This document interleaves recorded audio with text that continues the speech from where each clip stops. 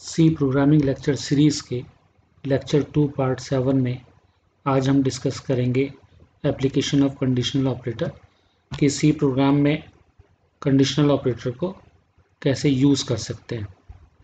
Already previous lecture में हम जान चुके हैं कि ऑपरेटर्स को 7 डिफरेंट कैटेगरीज में डिवाइड किया हुआ है, जिसमें से प्रीवियस लेक्चर में हम यूनरी, अर्थमेटिक, बिटवाइज, रिलेशनल और लॉजिकल ऑपरेटर्स के बारे में डिस्कस कर चुके हैं और यह जान चुके हैं कि इनको सी प्रोग्राम्स में कैसे हम यूज़ करते हैं। आज हम डिस्कस करेंगे कंडीशनल ऑपरेटर के बारे में कि कंडीशनल ऑपरेटर को प्रोग्राम्स में कैसे यूज़ करते हैं। बेसिकली कंडीशनल ऑपरेटर का जो एसोसिएटिविटी है वो राइट टू लेफ़्ट है। प्रेसिडेंसी ऑर्डर में असाइनमेंट ऑपरेटर से जस्ट ऊपर इनकी ऑर्डर ऑफ प्रेसिडेंसी टेबल में इनको दिया हुआ है। एग्जाम्पल की मदद से यहाँ पर समझाया गया है कि दो सिंबल्स यहाँ पर हमने यूज़ किए हैं, एक क्वेश्चन मार्क, दूसरा कोलन। एक्सप्रेशन में लिखा हुआ है expression 1 question mark, expression 2 colon, expression 3। और एग्जाम्पल में दिया हुआ है आर असाइन पैरेंथेसिस के बीच में a is equals to 10 question mark 5 colon 15। अब ये एक्सप्रेशन हमें ये बताता है कि अगर a की वैल्यू हम 10 देते हैं और एक्सप्रेशन 1 हमारा सेटिस्फाई होता है तो एक्सप्रेशन 2 एग्जीक्यूट होगा और expression 2 will return a value to r, यानी कि एक्सप्रेशन 1 के ट्रू होने पर एक्सप्रेशन 2 एग्जीक्यूट होगा और जो भी वैल्यू होगी वो r को असाइन कर दी जाएगी। अगर बाय द वे a की वैल्यू 10 के बराबर नहीं है और एक्सप्रेशन 1 हमारा सेटिस्फाइड नहीं होता है, ट्रू नहीं होता है, या ये कह लें कि फॉल्स होता है, तो एक्सप्रेशन 3 एग्जीक्यूट होगा। It means if expression 1 is false then expressions 3 will be executed and the value will be returned to r। अब इसी को एक एग्जाम्पल की मदद से हम समझ लेते हैं कि एग्जाम्पल में इसको कैसे सी प्रोग्राम में हम इम्प्लीमेंट कर सकते हैं। यहाँ पर ऑलरेडी एक ब्लॉक लिखा हुआ है, यहाँ पर डिक्लेयर कर लेते हैं इंटीजर r,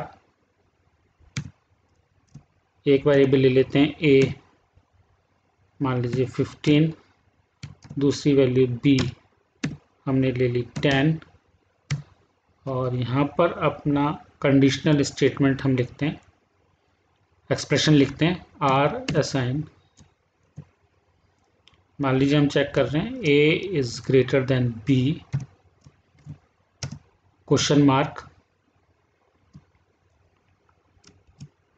यहाँ पर लिखेंगे 15 कोलन 10 और r में जो भी वैल्यू असाइन होगी उसको हम प्रिंट करा लेते हैं। द ग्रेटर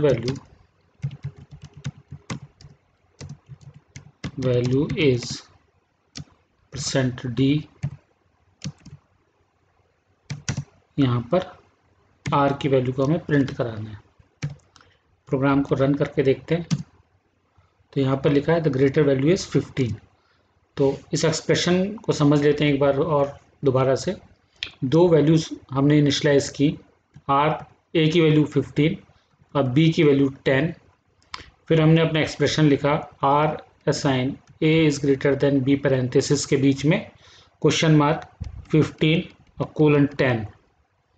ये एक्सप्रेशन हमें बताता है कि if expression 1 it means a is greater than b is true, then expression 2 will be executed and value 15 will be transferred to r. Otherwise, if expression 1 is false, then expressions 3 will be executed and value 10 will be transferred to r। और यहाँ पर हमने r की value को print कर दिया है। अब दोबारा से एक बार इसको रन करके देखिए तो ये हमारे द ग्रेटर वैल्यू इज़ 15। मान लीजिए हम इसकी वैल्यू को चेंज कर देते हैं, हम स्टेटमेंट को फॉल्स कर लेते हैं, अपने इसको कर लेते हैं 20।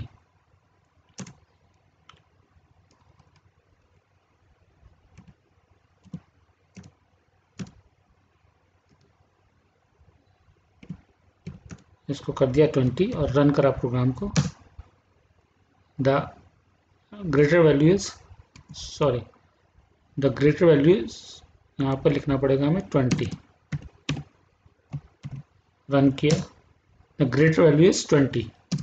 अब यहाँ पर हमने लिखा 15, मतलब ए एक्सप्रेशन दिया R assign A is greater than B.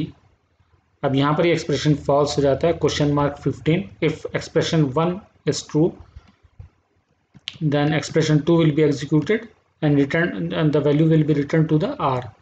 Otherwise expression 3, it means 20 will be returned to the R.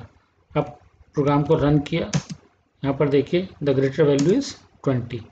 यहाँ पर ऐसे भी लिख सकते हैं, यहाँ पर हम लिख सकते हैं A और यहाँ पर लिख सकते हैं B। रन करें प्रोग्राम को, द ग्रेटर वैल्यू इज 20। एक तरीका और इसमें देख लेते हैं, हम इस स्टेटमेंट को अपने हटा देते हैं, ये जो हमने लिखा हुआ है कंट्रोल वाई कर देते हैं और यहाँ पर हम करते हैं एक ही जगह लिख लेते हैं print F A is greater, A is greater, और बी की जगह लिख लेते हैं प्रिंट एफ, यहाँ पर लिख लेते हैं बी इज ग्रेटर।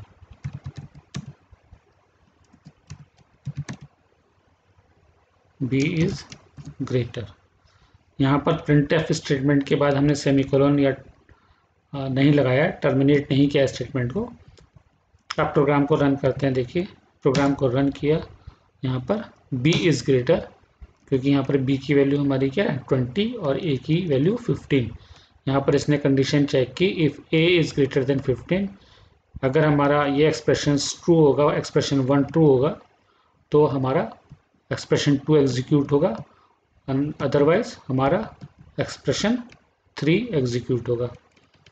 इसको यहाँ से r को हटाया भी जा सकता है, इसको रन कर लेते हैं कि b इज़ ग्रेटर। अगर हम इस वैल्यू को चेंज कर लेते हैं, यहाँ पर इसको कर लेते हैं 25, फिर रन करते हैं तो a इज़ ग्रेटर। तो ये हमने कंडीशनल ऑपरेटर के बारे में जाना कि कंडीशनल ऑपरेटर को सी प्रोग्राम्स में कैसे यूज़ करते हैं। अगर ये लेक्चर आपको अच्छा लगा हो तो ज़रूर इसको अपने फ्रेंड्स के साथ शेयर करें। Thank you very much. Thanks a lot.